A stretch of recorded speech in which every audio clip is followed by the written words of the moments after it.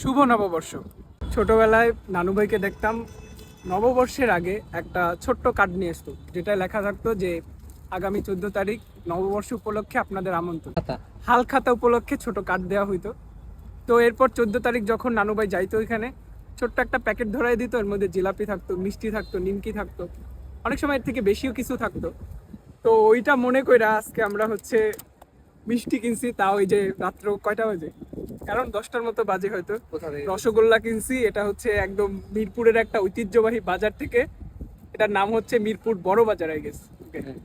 আর শুধু মিষ্টি তো ভালো লাগবে না, তো এর জন্য সাথে নিছি নিমকি। আর এই অভিযানে আমার সাথে যারা ছিল, প্লিজ ক্যামেরাম্যান ফোকাস করো, হ্যালো বলো। কি তোমার বিচি লক হয়ে গেছে? ক্যামেরা দেখলে ওনার বিচি লক হয়ে যায়। আমাদের ডিরেক্টর সাহেব, আমাদের আজকের ক্যামেরাম্যান ফরিদ ভাই শ্মশান ঘাটে আছে। আর আমরা এখন আছি, লোকেশনটা বলি, আমরা আছি একটা নদীর পাড়ে, আর ওপারে অপোজিটে হচ্ছে শ্মশান ঘাট। তো যদি আপনার কিছু খাইতেই হয় এইভাবে খান, কেন আপনি রেস্টুরেন্টে যা সবসময় খাবেন? ভুকা অনেক বছর ধরে খায় না, মিষ্টি মুখ করছে। সাত মুখ মাইরা নে। যাই, আমি এখন খাচ্ছে ওরা। খাচ্ছে। শুভ নববর্ষ।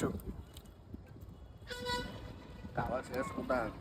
শুভ নববর্ষ।